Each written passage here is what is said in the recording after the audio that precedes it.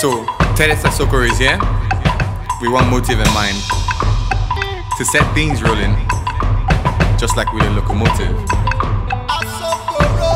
Do you hear these walls coming down? My name is Prince Godswill Edward. When I was given the privilege to speak today and I saw the team, I was excited and very happy to speak on such a very vibrant and awesome topic or theme. What I know about life is this: one of the most important things about life is the ability for you to succeed in the midst of pressure. Life on its own is chaotic. You find chaos in everywhere and everything you do. I have been a very privileged young man. I look cute. I look like the world has been very fair to me, which I know it has. Because there's a saying that goes that not all that glitter is gold. But this man standing here has been through times, seasons, tribulations, but I've never allowed any of them to weigh me down. I instead see it as a strength, or that inner ability to change the narrative. We find ourselves in a country today, a country where everybody has something to say. A country that if you go back to the past or history books, you realize that our forefathers knew the challenges of our nation. They complained about the same thing that our grandparents, our parents, we too are here to complain. I'm here to tell you that I'm that young man who believes not to complain but to solve problems. I believe that the main architect of any solution on earth is for you to look at problems and find yourself changing the narrative and contributing your own quota towards solving those problems. We cannot talk about these things because we know them. Many years ago, as a student of the University of Calabar, studying history and international studies, I realized that there was a major problem in society, and that problem was unemployment. I was afraid going to school and realizing that one day I'll come out of the same school and find a job. Were the jobs available? I don't think so. But I said something to myself. I will instead support government by creating jobs. I will instead be a solution architect by looking at my own little contribution. So I started a little company in school. Today, I can brag and say, by the grace of God, I am also an employer of labor. I am also solving problems by giving jobs to others. Just like it is too. Many years ago, I realized that everybody knows that the leadership of a country or the leadership of society is a major deficit we have in Africa. How many people have chosen to be that leader? You lead first by leading yourself. When you can lead yourself, you can lead others. If you stand firm and strong, because most times we find ourselves in a society or in an environment where everybody knows the problems.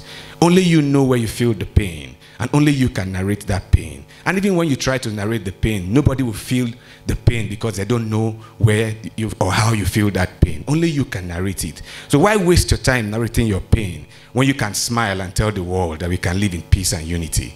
I feel so strong that many years ago too, I went back. I had a choice. I tell people that everything I do in life is out of choice and deliberate, because I know that there will always be chaos. There will always be issues of life.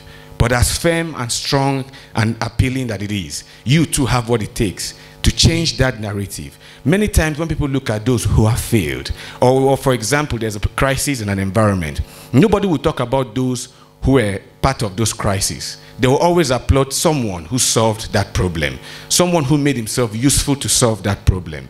I believe also that when I was in foreign affairs as a diplomat and working in foreign affairs, I had every choice to travel around the world and be part of various embassies, enjoy the beauty of good society that has well-structured environment policies, good schools, and all of that. But I made a choice. I said, no.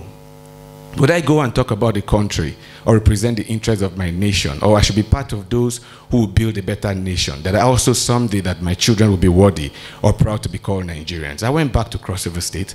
I met the governor. He asked me, I said, I want to work with you. He gave me the opportunity to choose any other thing. But I said, no, I would like to advise you on youth development. I knew that youth is key. The energy in young people, the ability in young people. Most of the things, the deficiencies of society today, what affects us most affects the younger generation. all the issues. The prisons were built for the young people because we are the ones who make the mistakes and go to prisons. Nobody have thought about correcting that approach. And realize that the pains, the drugs we talk about are young. Every negative vices in society, who suffers it most? Young people. Unemployment, people who don't get employed today are the youth. Those who go to school without hope. If we have good systems, good structures, good people, if we have government that thinks about the need of the people, then we'll have a better society. I am here to announce to you that whether you like it or not, chaos in life is one of the things that makes us strong. We will never end it. But you should look beyond the problems we face every day and ask yourself, what is my contribution? What can I do? Problems and chaos makes you strong. They make you a better person. The things you see, do you learn from them? Have you changed your mind from them? Have you understood that these are processes that can define you and make you a better person? I am a better person today because I know that I contribute my quota. I'm a better person today because I've never sat down to complain about the things I've been through, but I've instead asked myself, what have I done to make it different? What have I done to change those narratives? So I'm more concerned about who's my neighbor, what is happening in the life of my neighbor, how has my neighbor become a better person, or what can I do to change that neighbor and make the neighbor a better person? I believe that what is good for me is good for my neighbor. These are my idols. These are the things that makes me who I am today. These are the things I live for. God bless you all and thank you.